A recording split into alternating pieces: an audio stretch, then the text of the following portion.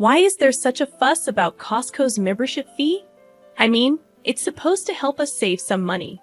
However, Kara always manages to drag me into her shopping adventures. She only thinks about what's convenient for her, and despite my numerous refusals, she just won't take no for an answer. In fact, she even tried to set a date without my agreement. So when are we doing this? My husband chimed in, completely siding with Kara. I was shocked by his response. What are you thinking? It's Kara we're talking about. She's definitely going to make us pay again. Well, I plan on giving her a taste of her own medicine, Ronald said, hinting at some sort of plan to deal with Kara's antics, but only if she continued her selfish behavior. I decided to go along with my husband's scheme. By the way, my name is Lahi, and my child started kindergarten this year. I've been quite busy with his education and socializing with other parents in the neighborhood. Fortunately, most of the other moms are very kind and have helped me with various things like advice about my child and parent-to-parent consultations. I also try to help out as much as I can, and I think I've managed to maintain a good relationship with them, except for one mother, Kara. Kara always seems to need help from everyone around her, despite referring to herself as a spoiled princess. She's hardly ever helped anyone in return. For example, when the moms make plans to go out for a meal, she often appears out of nowhere and joins in. I wouldn't really mind that, but she frequently asks for bites of other people's food and subtly suggests that someone else should pay for her meal, claiming that she doesn't have much money on her. Other mothers who have experienced similar things have the same impression of her as I do. Whenever I go shopping, I always drive my car, and most of the time, she'd show up and persistently ask for a ride. While I wouldn't mind if we were headed to the same place, Kara is undeniably pushy. She'd say things like, "I was in such a hurry to catch a ride with you that I forgot my wallet." "What are we going to do? Go back for it." "Nah. I don't want to inconvenience you. Maybe I can just pay you back later." Every time I took her shopping, it would end up like this. She'd make excuses like forgetting her wallet or leaving her credit card at home, and always tried to avoid taking out her own wallet.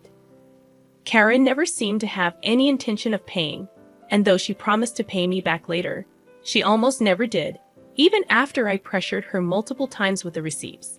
"Now or wait until payday," she would say. "When it comes to money, you're really strict, aren't you?" she once said. Even when I involved her husband, who was a decent man and would apologize and pay me back, Kara showed no remorse and didn't seem to care at all. Some people might not think much of a few small shopping expenses. However, when these expenses accumulated over the course of a month, they added up to a substantial amount of money. The stress of having to go to such lengths to get the money back each time we went shopping was becoming overwhelming. If only I could decline her request to go shopping in the first place. But Kara had a way of manipulating me, often using our kids. Our children were good friends, and there were times when she would have them make plans to go shopping together before coming to ask me for permission. It was hard for me to refuse when she used our children as a bargaining chip, and I couldn't tell my little boy not to be friendly with his friend. While other mother friends encouraged me by saying they sympathized with my situation, it seemed that they too did not want to get involved with Kara and were somewhat keeping their distance. "Hey, can you do the shopping instead?" one mom friend suggested. The mom friend I mentioned earlier suggested, "Well, you should just firmly decline, shouldn't you?" Finally, I confided in my husband about the situation, but he didn't take it seriously since he didn't know Kara's true character. He simply said, "Kids are kids and parents are parents. You should stand up stronger." I was troubled about what to do. Then one day, my husband came home looking exhausted. I asked if something had happened at work, and he told me that he had been caught by Kara at a traffic light. She approached him, saying, "Oh, you're Elle's husband. Perfect timing. Could you give me a ride to the station?" Kara asked for a favor, but she didn't seem to consider the possibility of him declining. She came out onto the road and repeatedly tried to open the passenger door. When he refused, she yelled, "How could you?" and shouted his name several times on the road, trying to call him back. "I can't believe she yelled that much on the street," my husband said. "That's what I told you. Kara is a handful. There's a limit to being a handful. After that, she even asked for the fare money.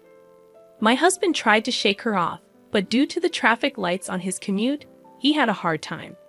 After dropping her off, he wondered where she was going, to the station without enough money to buy a ticket.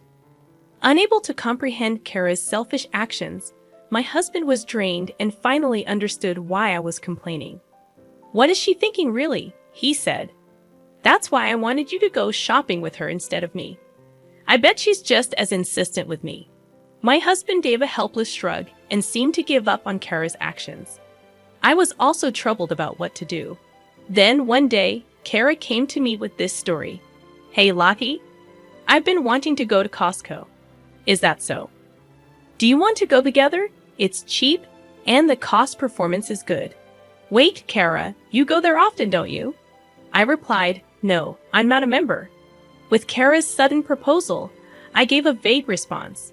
Despite not being a member, Kara was quite knowledgeable about Costco and gave various recommendations. Our family was a member through my husband, and we would occasionally use the card to stock up. However, that didn't mean I was going to take Kara shopping with me. I was just hitting it off with her, thinking she was probably after rummaging through my wallet. Kara said, "Hey, let's go. You're a member, right, Lottie?" I replied, "I'm not a member." She continued, "Oh, then your husband. That's fine too. And I want you to bring the car too." I asked, puzzled, "How do you know that I got a ride in your husband's car the other day?" Kara replied casually, "I saw Costco's shopping bags there." At Kara's words, I couldn't help but frown. I told her, "You know you can't pay at Costco if you're not a member, right? So please take care of the cashier." She nonchalantly responded, "I'll pay you back later." "You hardly ever pay me back when you say that, don't you?" I retorted. "It's okay this time, right?" Despite having no inclination to agree, Kara, as usual, turned to address my child, saying, "Can we go shopping together?" My son enthusiastically replied, "Sure." Kara continued, "So then the kids can be watched by my husband, right?" Annoyed, I said, "I haven't said we're going yet." She persisted, "Oh, come on, but it's fine, right? Costco has a membership fee, and it would really help me out." Unable to bear Kara, who only thought about her own interests, I repeatedly refused. Even when I told her not to use my child to make promises, she remained stubbornly indifferent, making any discussion impossible. Eventually, without even accepting her proposal, she began to make plans as if we were definitely going. Kara turned to my husband and said, "Ah, Elle's husband, we were just making a promise to go to Costco together." My husband, giving an absurd response, said, "Oh, that's fine. When shall we do it?" I couldn't believe my ears. Kara happily rushed to my husband and quickly secured a promise to go to Costco the following weekend. After Kara left, I poked my husband's back and couldn't help but complain. "Hey, what are you thinking? That's Kara we're talking about." He replied, "I know, but she said she'd bring her own money, didn't she?" "That's definitely a lie. We're bound to get stuck with the bill." At that moment, I planned to give her a taste of her own medicine.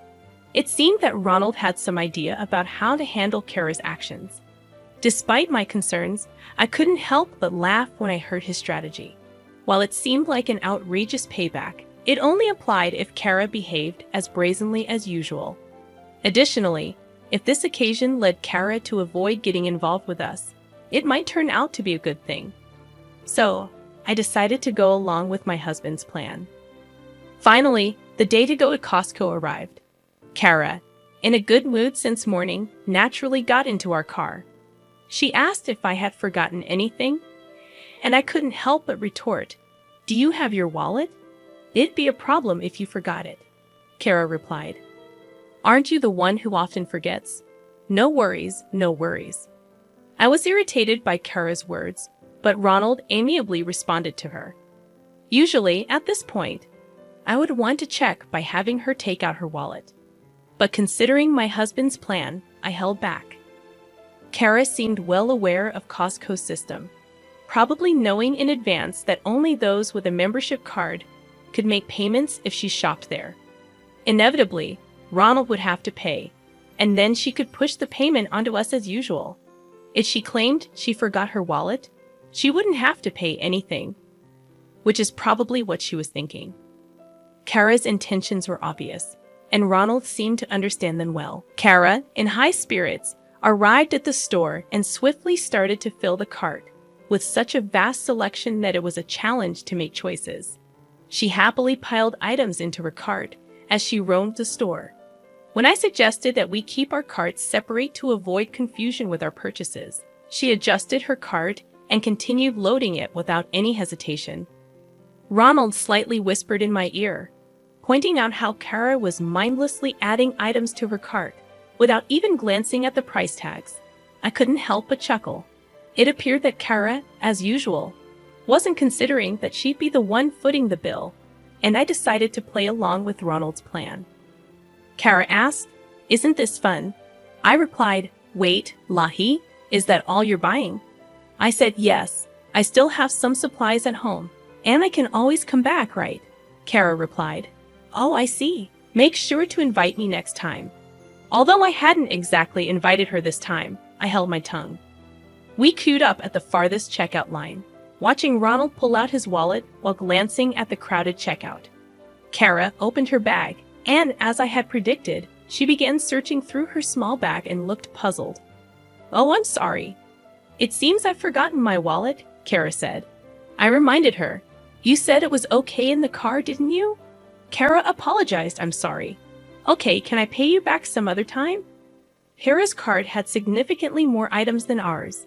It seemed like she intended to purchase around $200 to $300 worth of goods, but she had shown no signs of concern about the amount of money in her wallet. Considering she didn't say anything when we got home, today she probably had absolutely no intention of contributing any money. Ronald and I exchanged glances. "Oh, right. Sorry, I need to take this call from my folks," I said. I left my cart with Ronald and stepped out of the line. I hid behind the nearby shelves, secretly observing their interactions. Kara seemed to be chatting with Ronald without a care in the world. "It's a shame you bought so much but forgot your wallet. It's really a bummer, but I'm lucky to have a friend who can cover for me," Kara said. Ronald replied, "Oh, I forgot to buy something. Can you hold my place in line while I go get it?" Kara reluctantly agreed. Fine," I hurried back, "okay." As Kara waited for Ronald, he also left the line. It was a Sunday morning, one of the busiest times at Costco. As soon as Kara turned to face the cashier, she was engulfed in the crowd. Now, what would she do with a cart that full? She couldn't really claim that she wasn't buying anything, could she? Saying that, we exchanged glances and shared a sly smile, hidden behind the store shelves. We walked around the back of the shelves and queued up at the farthest checkout line on the opposite side. From there, we observed Kara, who appeared to be waiting for us while slowly giving up her place in line. On the bustling Sunday morning, filled with people eager to grab lunch, Kara, seemingly unaware of our position far away, stood in line. We paid for our purchases and left the store ahead of her. Inside the car, we waited for a while, and I checked my phone to reveal the prank. There was a message from Kara that read, "Hey, still not back. Come on, don't keep me waiting like this." I couldn't believe she could stand in line that long without her wallet. Ronald suggested, "Why don't we just tell her the truth and ask her to come back to the car?" I agreed with the idea. Apparently, she was still waiting diligently, which made us all chuckle. I wondered what she was planning to do after putting all those items into the cart and then realizing that we didn't have enough money to pay for them. With that thought in mind, we told her that we had already finished paying and went back to the car. As expected, an outraged call came in from Kara. "Hey, wait a minute. What are you thinking? I'm not done shopping yet. If you don't have your wallet, you can't shop in the first place. Come on back now. Don't make it impossible for me. Stop joking around. Come back quickly and pay for this." We firmly stated, "We're not paying." But Kara insisted that I brought her, so I should pay. In the end, she even threatened not to go back home unless I paid, which made Ronald even more fed up than I was. "Well, if she doesn't want to come back, there's nothing we can do," Ronald said, and he started the car. When I asked how she'd get home, Ronald just said, "She'll be fine. I bet she'll just force someone to give her a ride if it comes down to it." With a laugh, still holding a grudge about the time Kara had forced him to drive her to the station. I kept communicating with Kara, even telling her that we would leave her behind if she didn't come back, but she wouldn't listen. Maybe it was harsh to leave her behind, but with the way things were going, I didn't know what else to do. Knowing her, she'll figure something out, I thought as we left the store. The next day, Kara managed to get home by herself, taking the bus. My husband, still laughing about how she did have a wallet after all, was met with a furious Kara storming into our house. "You left me stranded at the store. That was so mean," she shouted. I replied, "Well, it's your fault for going shopping without bringing any money." Kara continued, "So you just left me? That's the worst. You could have just paid for me. Do you even realize how much you've been mooching off us? You're always like this, Lahi." She brought up her self-centered arguments, yelling endlessly about how she was unhappy that I didn't spend my money. She even demanded compensation for her emotional distress, making a scene at the entrance of our house. "What's going on here with all the shouting?" Catherine, a mom friend passing by, asked. Kara gave a smirky smile the moment she saw her. She must have wanted to spread the word about how awful I was through Catherine. "Lottie promised to take me shopping, and then she left me," Kara claimed. Catherine responded, "Oh, you mean you pressured her into making a promise, right?"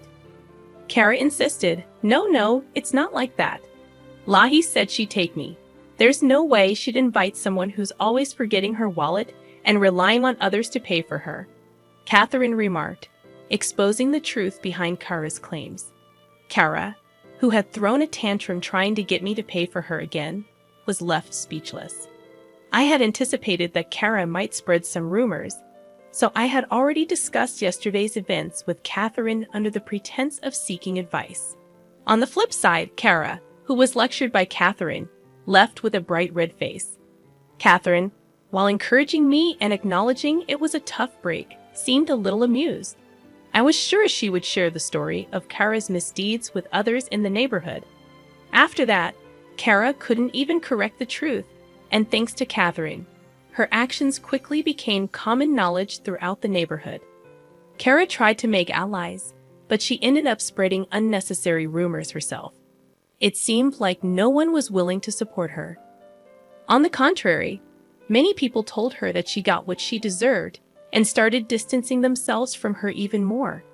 Kara, however, continued to blame me, as she always did. After a while, it seemed she was severely scolded by her husband. Now she would start running away as soon as she saw me, since the people who were fed up with Kara's actions started to praise me for doing a good job. I'd like to think that this issue is settled because of Kara's constant annoyance. I was distanced from many people. However, this incident has brought us closer. We started going shopping together. But of course, we each paid for our own things, and we've built a balanced relationship of give and take.